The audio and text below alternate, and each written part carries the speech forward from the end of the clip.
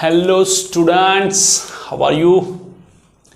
Second lecture, chapter number 6 નો ગતિ ઉર્જા.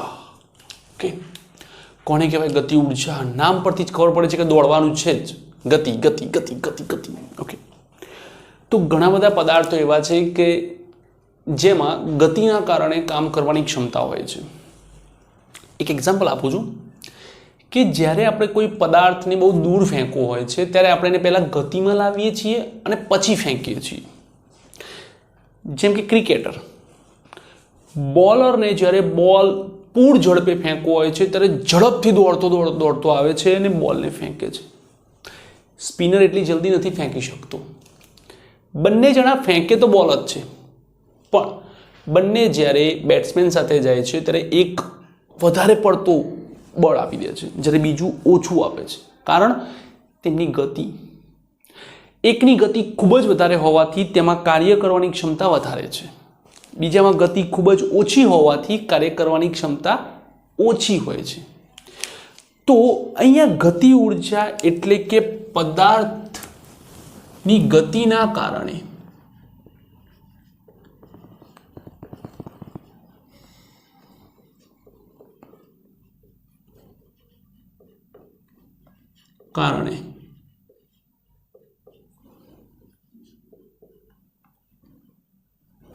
તેમાં સમાવેલ અથવા તેમાં સમાયેલ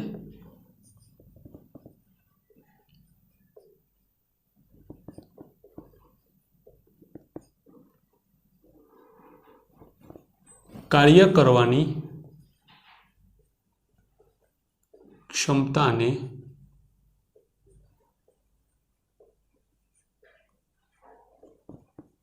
ગતિ ઉર્જા કહે છે. પદાર્થની ગતિના કારણે તેમાં સમાયેલ કાર્ય કરવાની ક્ષમતાને ગતિ ઉર્જા તરીકે ઓળખવામાં આવે છે. તો પદાર્થની ગતિ ઉર્જા તે ધારણ કેવી રીતે કરશે ને આપણે અહીંયા એનો સંબંધ કેવી રીતે બતાવીશું?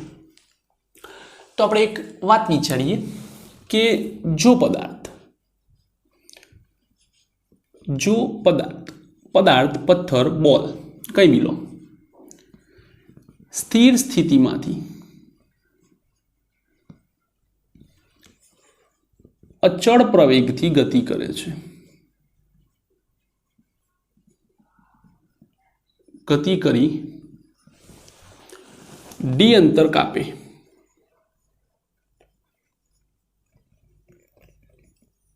જ્યારે તેનો વેગ v હોય છે. જ્યારે તેનો વેગ કેટલો હોય છે? v હોય છે. ઓકે, તો સ્થિર સ્થિતિ, પ્રારંભિક વેગ 0, અચળ પ્રવેગી એટલે કે a, ડી અંતર અને વેગ v એટલે કે v² માઇનસ v0² બરાબર 2ad પરથી પ્રારંભિક વેગ 0 2a, તો v² is equals to 2ad. ચલો, બહુ જ સિમ્પલ. 2 વડે ભાગો, v²/2 is equals to ad. m વડે ગુણો, mv² is equals to mad. Made. Okay, half mv², m એ બરાબર થાય f into D. Half mv² is equals to fd is equals to w. તો આને કહેવાય છે ગતિ ઉર્જા. શું કહેવાય છે? ગતિ ઉર્જા. ગતિ ઉર્જાની સંજ્ઞા છે capital K is equals to half mv². Capital K is equals to half mv², જે ગતિ ઉર્જાનું સૂત્ર છે. જેનો મતલબ એ થાય કે પદાર્થનું દળ કેટલું? m, વેગ v ના વર્ગનો ગુણાકાર, દળ અને વેગના વર્ગના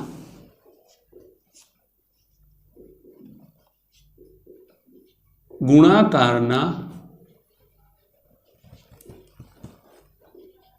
અડધા મૂલ્યને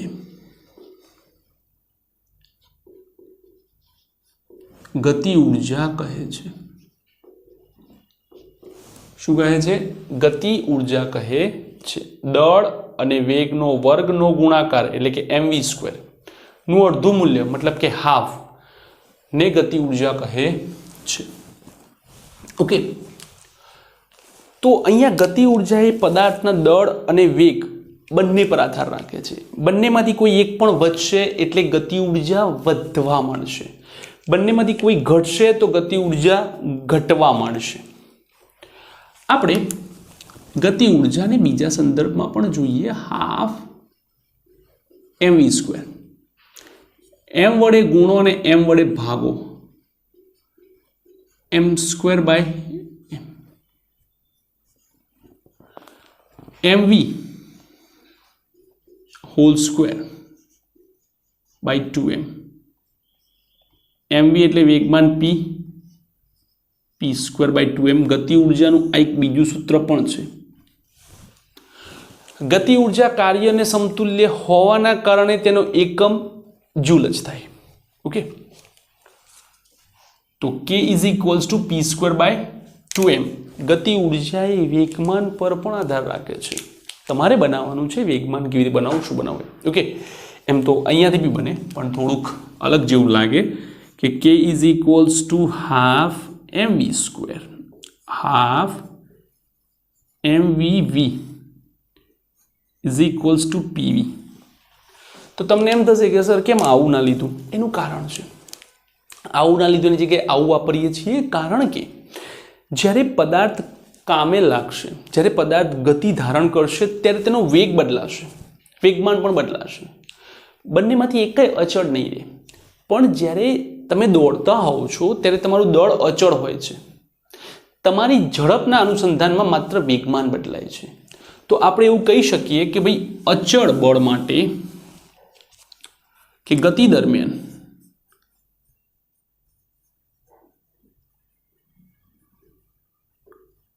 એમ અચળ રાખો તો k ચલે છે p², k ચલે છે p². ઓકે, આ એક સિમ્પલ એક્ઝામ્પલ આપેલો હોય છે. ફટાફટ આટલું લખી લો. ચલો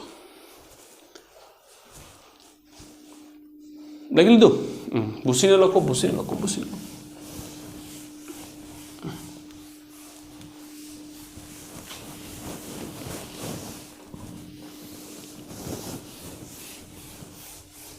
ઓકે, એક એક્ઝામ્પલ જોઈએ.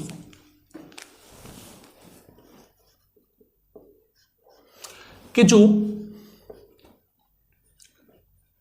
10 કિલોગ્રામના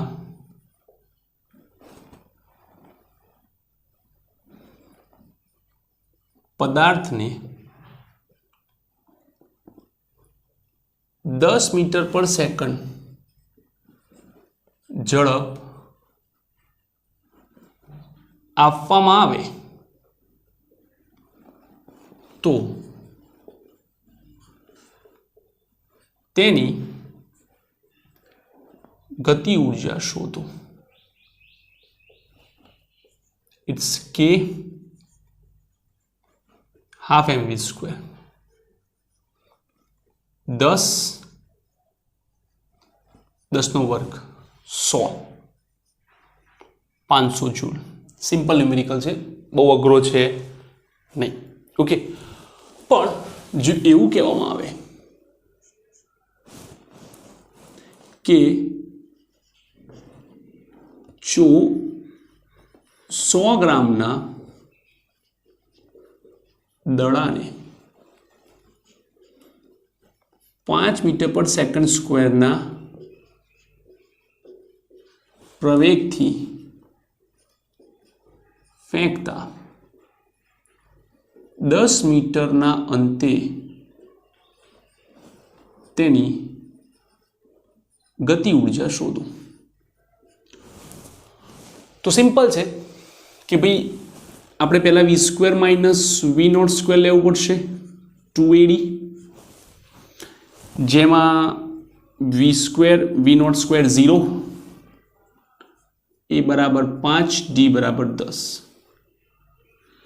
v² બરાબર 100.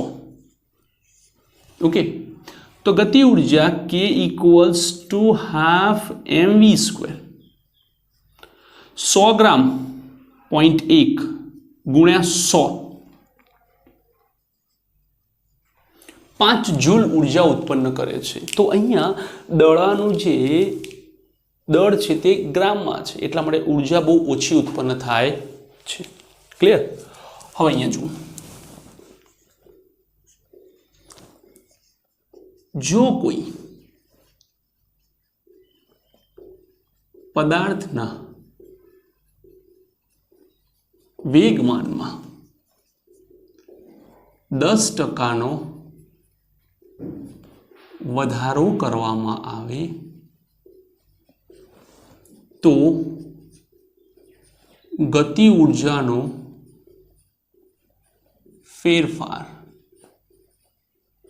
શોધો. એટલે કે અહીંયા તમને વેગમાનનો ફેરફાર આપ્યો છે 10%, ટકાવારી છે, એનો મતલબ એ થયો કે દળ અચળ છે. તો ગતિ ઉર્જાનું સૂત્ર વાપરો, k is equals to p²/2m, મતલબ કે k ચલે છે p². હવે આપણે શું કરીશું, ટકાવારીનો ન્યુમેરિકલ છે એટલા માટે આપણે ગુણોત્તર લઈ લઈએ, k2 k1 p2 p1 whole square. Okay, p નો સ્ક્વેર હોવાથી ગુણોત્તરનો પણ આપણે શું આપ્યો, સ્ક્વેર. હવે આપણે શું કરીશું, જે એક નંબર છે તેને 100 આપી દઈએ, કારણ કે ટકાવારી એ હંમેશા 100ના આધારથી જ થતી હોય.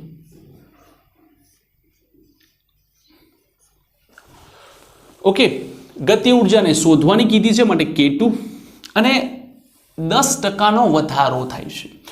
ઓલરેડી 100 છે, એમાં 10% એડ થશે, 10 થશે 110 ગયા. k2/100,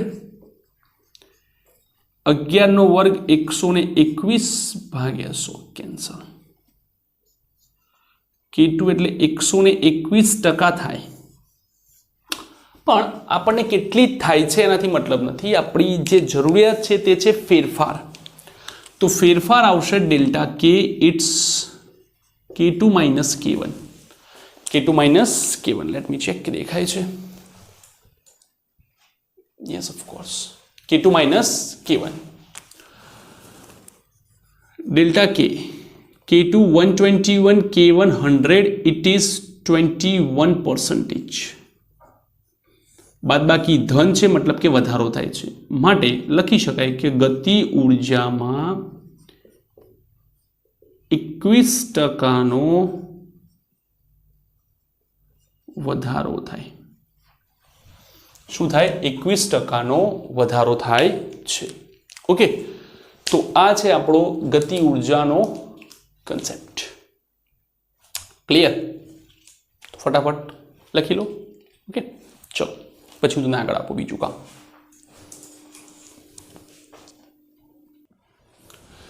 ચલો, હવે તમે જેમ બોર્ડ ઉપર જુઓ છો તેમ એક સેલ્ફ ન્યુમેરિકલ કે જો પદાર્થના વેગમાનમાં 25%નો ઘટાડો થાય તો તેની ગતિ ઉર્જામાં થતો ફેરફાર શોધો.